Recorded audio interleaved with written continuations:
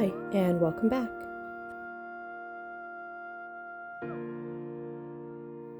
Major spoilers for A Court of Mist and Fury and A Court of Thorns and Roses.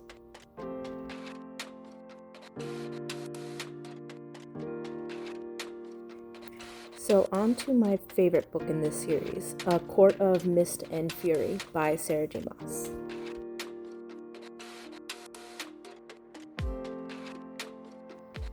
In this book, we see what happens after the quote-unquote happily ever after in A Court of Thorns and Roses. Tamlin and Feyre have overcome Amarantha and can finally be together. So it should all be bliss, right?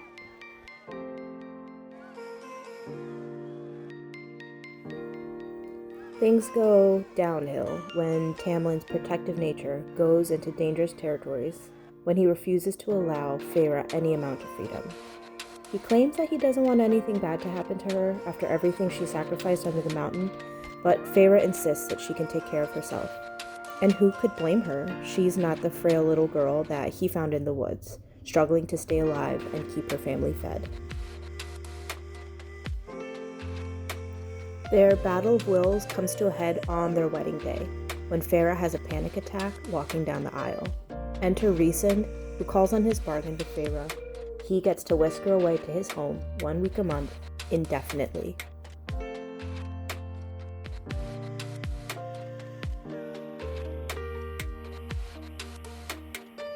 Feyre, who's relieved not to be married, but wary about falling into the clutches of another powerful alpha protective male, is slow to trust Rhysand.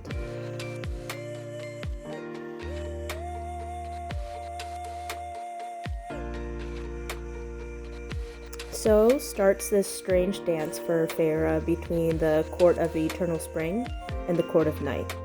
Feyre also struggles to decide what to do with her newfound abilities, an aspect of power that was gifted to her from each of the Fae houses. While powerful, it is also dangerous for her survival.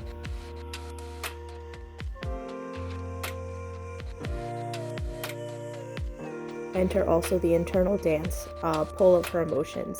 For Feyre, she loved Tamlin and gave her life for him, but she can't ignore the freedom and trust that she's offered by Rhysand.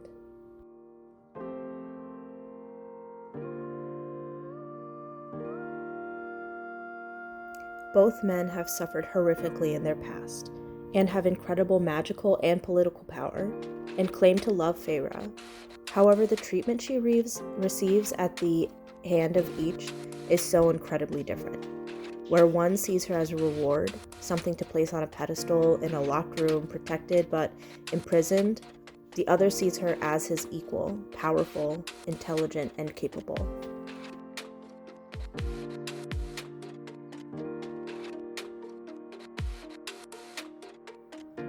No surprise, I devoured this book, so it rightly deserves a 5 for spontaneity and emotionality.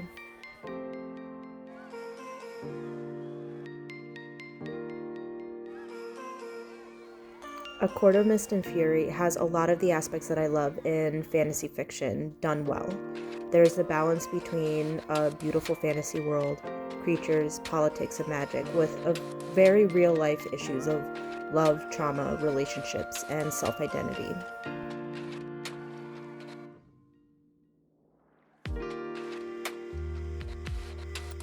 Who hasn't struggled with the definition of love, or hasn't felt like a monster because of their past, or has had a negative light cast on them because they don't have a chance to explain their motives and are judged purely based off of the action? Who hasn't been so in love with someone that they lose their sense of self, or lost themselves in rage or shame?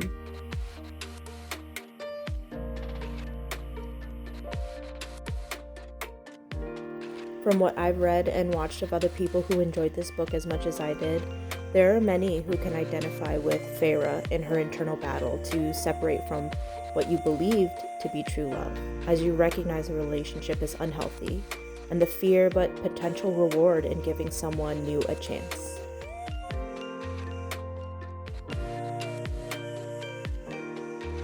And on the other side, I've also seen people defend Tamlin and say that while his actions aren't justified, he also suffered horribly at the hand of his family, and he had his own traumas, and maybe he deserves a redemption arc.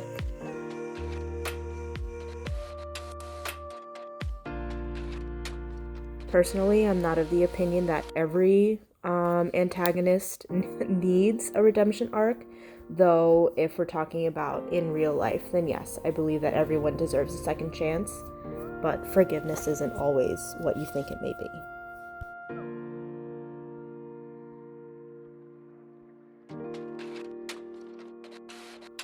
Whoever you identify with or whatever aspects ring true to you, of course there's always potential to be hurt, but that fear should not dictate our lives.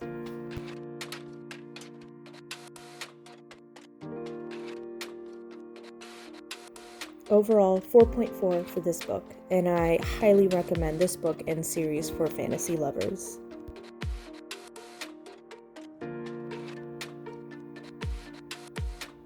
Thanks for watching.